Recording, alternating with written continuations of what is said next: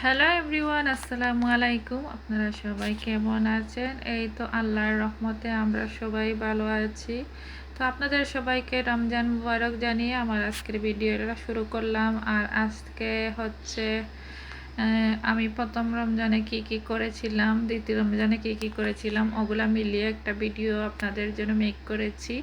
তো আমি ইফতারগুলো একটু শেয়ার করছি একটু একটু করে, ওইভাবে করে আসলে রেকর্ড করা হয় না যেহেতু ইফতার টাইম অনেক বিজি।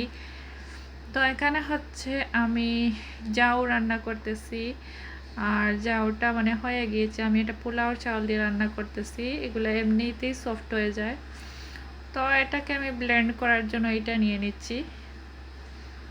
তো এখন হচ্ছে এই যে মানে ঘিয়ের ঢাকনাটা খুলতে চাচ্ছে না, তো একটু খুলে নিচ্ছি।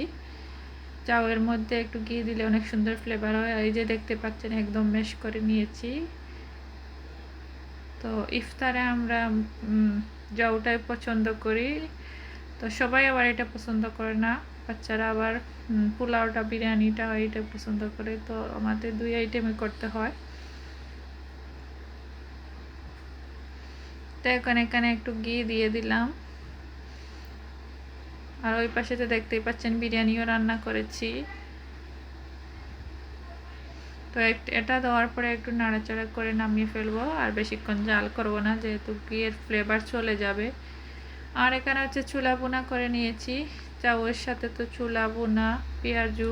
আজকে আমি হচ্ছে ইফতার একটু ভিন্ন ধর্মী কিছু করে নিচ্ছি, কারণ হচ্ছে বাচ্চারা রোজা রেখেছে, ওরা তো সব কিছু খেতে চায় না। তাই এখানে একটা পিজা বেক করে নিচ্ছি।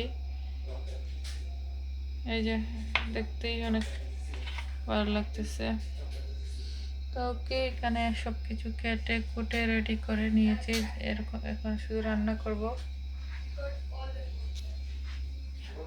তো এখানে হচ্ছে আমাদের ইফতারি এসেছে, আর পাশের বাসার মানে ইন্ডিয়ান নেবার, তো ওরা দিয়েছে। এখানে দুইটা প্যাকেট আমি দেখাচ্ছি কি কি দিয়েছে। এটা হচ্ছে একটা লাবান, আর এগুলো মনে হচ্ছে সুজি দিয়ে হালুয়া করেছে। তো কালারটা খুব সুন্দর এসেছে। এটার মধ্যে মনে হয় কিছু ফুড কালার ইউজ করেছে। আর এটাতে হচ্ছে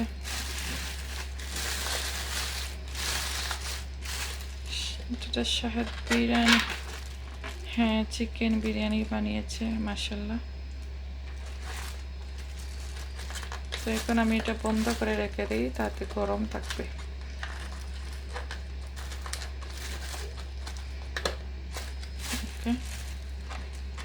ভালো করে বন্ধ করে নিচ্ছি যাতে বাতাসটা বের না হয়। তো এগুলো এইভাবেই থাক, ইফতারটা আমি সার্ভ করব। আর এই দুইটা আমি ফ্রিজে রেখে দিচ্ছি ঠান্ডা হওয়ার জন্য।